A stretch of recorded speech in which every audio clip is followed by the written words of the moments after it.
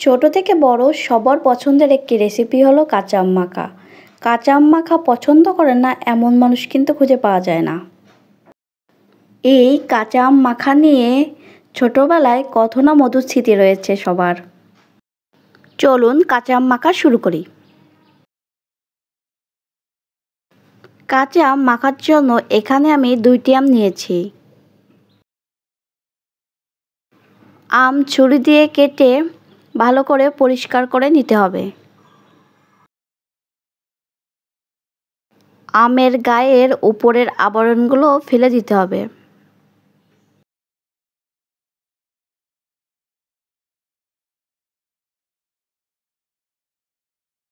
এখানে আমি একটি আমের উপরের আবরণ ফেলে দিয়েছি। এখানে 2টি আমের ভিতর একটি আম পরিষ্কার করে নিয়েছি। আরেকটি আম একইভাবে ছুরি দিয়ে কেটে পরিষ্কার করে নিব।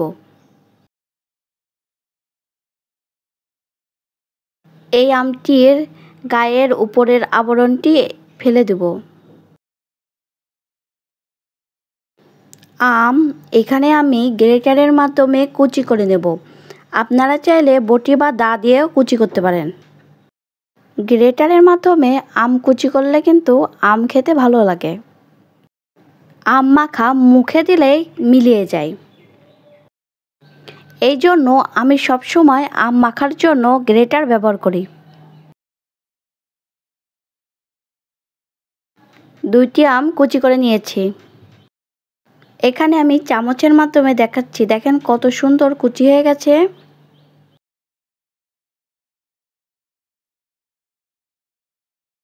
আম মাখার জন্য এখানে আমি পরিমাণ মতো লবণ দেব।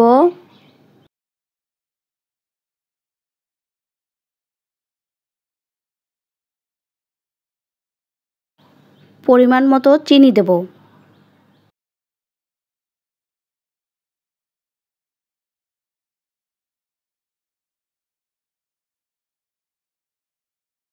কাঁচামরিচ দেব 6টা। আপনারা চাইলে শুকনো মরিচ ভেজে দিতে পারেন।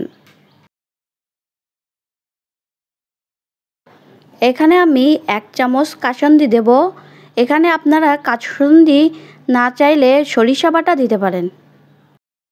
আমার কাছে মনে হয় সরিষা বাটার থেকে কাসুন্দি দিলে আম মাখা বেশি মজা লাগে। এখানে আপনারা চাইলে লেবুর পাতা দিতে পারেন, কিন্তু আমার কাছে ছিল না বলে আমি দিতে পারি নাই। কাঁচামরিচগুলো ভালো করে ভেঙে মেখে নিতে হবে।